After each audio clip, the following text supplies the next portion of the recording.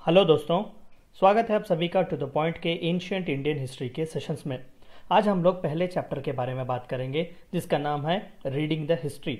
हम इस चैप्टर में बात करेंगे कि इतिहासकार इतिहास को किस तरीके से पढ़ते हैं, हमें इतिहास की जानकारी कैसे मिलती है, आखिरकार इतिहास को पढ़ने के तरीके क्या है। हम इस चैप्टर में बात करेंगे कि इंसान की पैदाइश होने के बाद दुनिया पर वो 4 कौन से ग्रेटेस्ट सिविलाइजेशंस थे जिनके बारे में जिक्र इतिहासकार करते हैं। हमारा ये चैप्टर आने वाले सेकंड चैप्टर जो कि इंडस वैली सिविलाइजेशन है उसका एक लिंक होगा।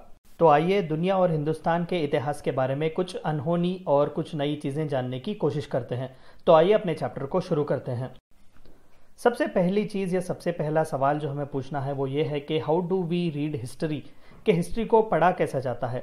जो हिस्टोरियंस है वो हिस्ट्री को किस तरीके से एक क्रोनोलॉजी में या फिर किस तरीके से वो हिस्ट्री का टाइमलाइन सेट करते हैं, हमें इतिहास के बारे में किस तरीके से पता चलता है। देखिए, इसके तो कई प्रोसेसेस हैं, इसके कई मेथड्स हैं, लेकिन यूनिवर्सली चंद एक्सेप्टेड मेथड्स हैं जिसके बारे में हमें बात करना चाहिए। पहला है न्यूमिस्मैटिक्स, यानी कि द स्टडी ऑफ कॉइन्स, यानी कि उस ज़माने के एंशिएंट ज़माने के जो कॉइन्स हुआ करते थे उन्हें पढ़ने की वजह से हमें उस वक्त के इकोनॉमी या एग्रीकल्चर या सोसाइटी के बारे में बहुत सी चीज़ें जानने को मालूम होती हैं। तो सबसे पहला और सबसे इम्पॉर्टेंट जो मेथड है वो है numismatics, that is study of coins. हमारा दूसरा तरीका है इतिहास को पढ़ने का एपिग्राफी, जिसे द स्टडी ऑफ इंस्क्रिप्शंस भी कहा जाता है। यानी पुरातत्वकालीन जो इंसान या राजा महाराजा जो हुआ करते थे वो इंस्क्राइब किया करते थे स्टोन्स पर या फिर रॉक्स पर, या रॉक एडिक्ट्स जिसे हम कहते हैं। तो उन पर इंस्क्रिप्शंस करने की वजह से आज इतिहासकार जो है वो इतिहास के बारे में पढ़ते हैं। हम आगे के चैप्टर्स में भी इसके बारे में डिटेल में स्टडी करेंगे। तो पहला है न्यूमिस्मैटिक्स, दूसरा है epigraphy, the study of inscriptions, जो कि ज़्यादातर एक स्टोन पर या फिर एक स्टोन टैबलेट पर लिखे जाते थे। तीसरा है पेलियोग्राफी, जिसे study of old writings used in inscriptions कहा जाता है। इंस्क्रिप्शंस पर लिखी हुई चीज़ को पढ़ना अगर एपिग्राफी है तो इंस्क्रिप्शंस में यूज़ किए गए उन लैंग्वेजेस के बारे में पढ़ना ये पेलियोग्राफी है। तो इनसे भी, इन लैंग्वेजेस को या फिर इन सिंबल्स को, सिग्नल्स को समझने पर भी हम इतिहास के बारे में जान सकते हैं। और चौथा और सबसे इंपॉर्टेंट जो कि वेल वर्स्ड या फिर one of the most important आज के ज़माने में मॉडर्न हिस्टोरियंस जिसे ज़्यादातर यूज़ करते हैं वो है रेडियो कार्बन डेटिंग। तो ये जानते हैं कि ये मेथड क्या है। It is a method of determining the age of an object containing organic material by using the properties of radiocarbon, a radioactive isotope of carbon. It can be used to determine the age of excavations up to a maximum of 5600 years। यानी कि जो organic material इंसानों का या फिर जो भी जिंदा जीव उस वक्त हुआ करते थे उनमें जो कार्बन की तादाद होती है उसे ट्रेस करके उस ऑब्जेक्ट के एज को जो है डिफाइन किया जा सकता है, ट्रेस किया जाता है। इस रेडियो कार्बन डेटिंग का इस्तेमाल करके आप 5500 पुरातत्व चीज़ों के बारे में या फिर उस वक्त के माहौल के बारे में पता कर सकते हैं। तो these are the few ways or methods how which historians read history।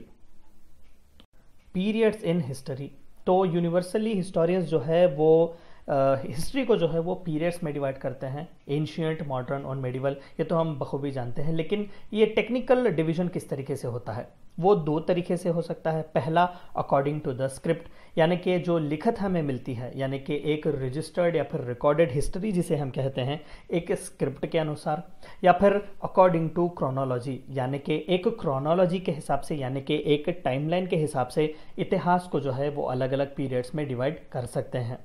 आइए इसके बारे में और थोड़ी सी जानकारी करते हैं। एज पर क्रोनोलॉजी, तो आइए देखते हैं कि क्रोनोलॉजी के हिसाब से इतिहास को कितने डिविजन्स में या फिर पीरियड्स में बांटा जाता है। पेलियोलिथिक या ओल्ड एज, ये सबसे पहला पीरियड या फिर सबसे पहला एज जिसे हम कहते हैं। From 5 lakh BC to 8000 BC, based on the usage of tools it can be further classified as lower, middle and upper palaeolithic age, यानी कि जो एंशिएंट मैन हुआ करता था वो इसी एज का था। अभी फायर या फिर आयरन का डिस्कवरी नहीं हुआ था।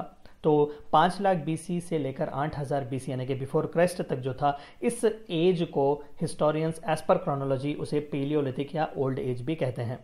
मीसोलिथिक और late stone age, from 8000 BC to 4000 BC, तो 8000 BC तक अगर पेलियोलिथिक एज है तो 8000 BC से लेकर 4000 BC तक उसे मीसोलिथिक या लेट स्टोन एज भी कहा जाता है। यहाँ पर टूल्स जो है of this age are called as microliths and fire was discovered in this age, ये बहुत ही इंपॉर्टेंट है प्रीलिम्स पॉइंट ऑफ व्यू के माइक्रोलिथ जो है वो किस ज़माने में या फिर किस पीरियड में पाए जाते थे, तो आंसर है Mesolithic. And even the fire was discovered in which age, तो उसका आंसर भी है मीसोलिथिक एज।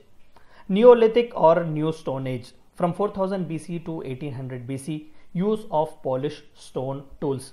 यहाँ पर क्रूड स्टोन्स का इस्तेमाल किया जाता था, यहाँ पर शार्प स्टोन्स का इस्तेमाल किया जाता था, यहाँ पर पॉलिश स्टोन्स का इस्तेमाल किया जा रहा है।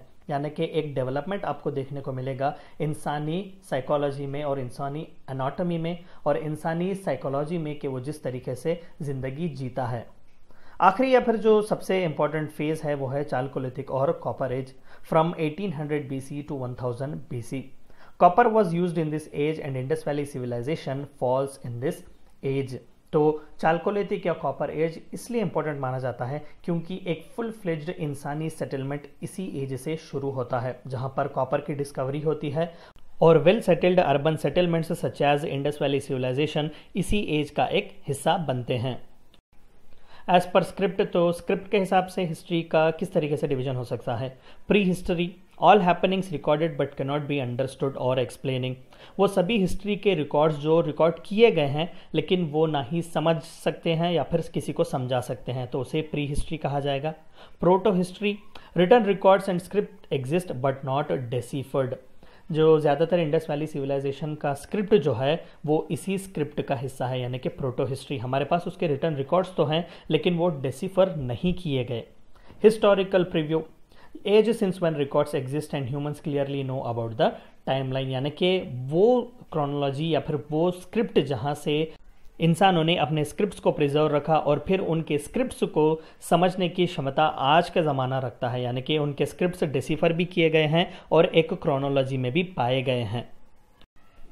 द 4 ग्रेट सिविलाइजेशंस, तो इंसान यानी कि एंशियंट मैन जो था उसके पैदा होने के बाद दुनिया में जो सिविलाइजेशन स्टार्ट हुई, एंशियंट सिविलाइजेशंस, उनमें 4 सिविलाइजेशंस का रिकॉर्ड किया गया है, यानी कि हिस्टोरियंस यूनानिमसली मानते हैं कि दुनिया भर में ये 4 ग्रेट सिविलाइजेशंस थे।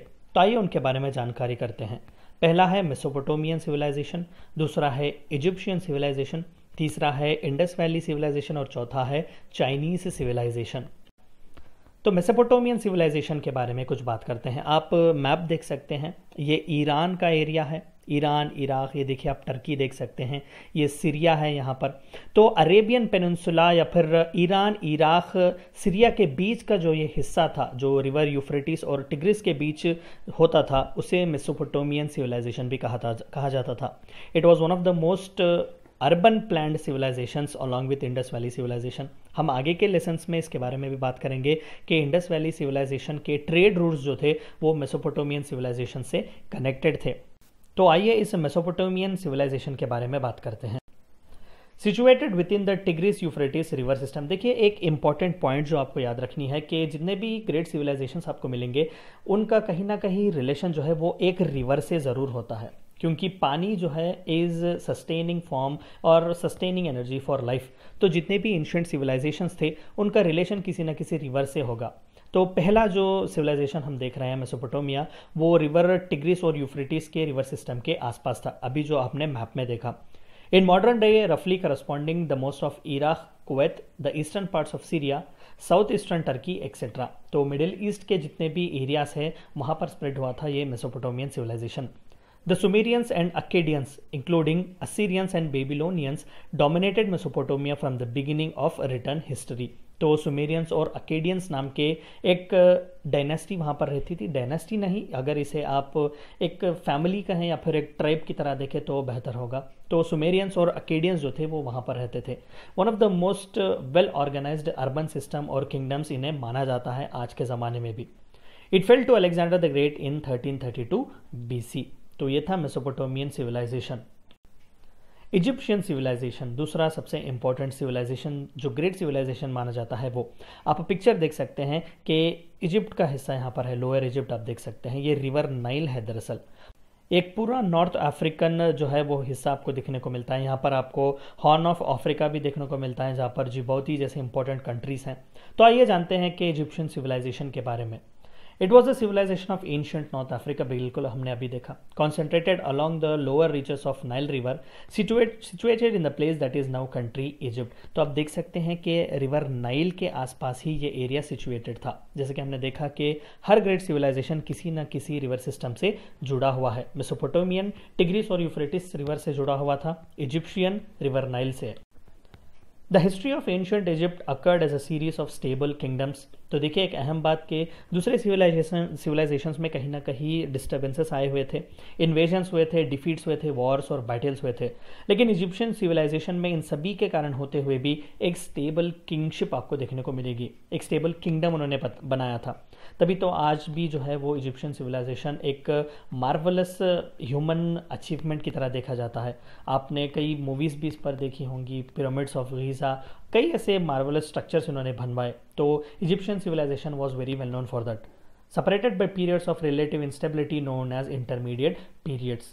One of the most cultural and traditionally rich civilizations known to mankind. बिल्कुल चाइनीज़ सिविलाइजेशन। तो आइए चाइनीज़ सिविलाइजेशन के भी बारे में बात करते हैं। आप मैप में देख सकते हैं कि दरअसल ये आज का मॉडर्न चाइना है, लेकिन चाइनीज़ सिविलाइजेशन जो है वो ज़्यादातर इस हिस्से में था। हालांकि ये एक्चुअल किंगडम का एरिया नहीं या फिर एक्चुअल एरिया नहीं है, क्योंकि ये शिफ्ट होता था इन सभी एरियाज़ में। लेकिन कहीं ना कहीं ये एंगस्टे रिवर जिसे हम कहते हैं, जो चाइना का सबसे इंपॉर्टेंट रिवर सिस्टम है, ये इसी रिवर सिस्टम से जुड़ा हुआ था। येलो रिवर और यंगस्टे रिवर के आसपास ये चाइनीज़ सिविलाइजेशन फ्लरिश करता था। The earliest known written records of the history of China date from as early as 1250 BC from the Shang dynasty। तो जैसा कि मैंने कहा कि ये रेड आप जो एरिया देख सकते हैं दरअसल शैंग डायनेस्टी का हिस्सा था। However, Neolithic civilizations originated at various cultural centers along both the Yellow River and Yangtze River। तो दो रिवर सिस्टम्स के आसपास जो है चाइनीज सिविलाइजेशन फ्लरिश करता था। These Yellow River and Yangtze civilization arose millennia before the Shang। यानी कि सच्चाई ये थी कि शैंग के जो किंगडम आपने जो अभी देखा रेड कलर मार्क, तो उससे पहले भी जो था वो चाइनीज सिविलाइजेशन एग्जिस्ट करता था, लेकिन उसके रिटर्न रिकॉर्ड्स नहीं है। रिटर्न रिकॉर्ड्स हमें समवेयर अराउंड 1218 या 1215 BC से शैंग डायनेस्टी से मिलते हैं। तो Chinese civilisation is also one of the most oldest and sophisticated civilisations on planet Earth. With thousands of years of continuous history, China is one of the world's oldest civilizations and is regarded as one of the cradles of civilization। हम अगले chapter में Indus valley civilisation के बारे में बात करेंगे। तो ये थी चंद बातें आपको जाननी थी रीडिंग द हिस्ट्री के बारे में। आई होप कि आपको वीडियो पसंद आया होगा और समझ में आया होगा। Thank you for watching my video.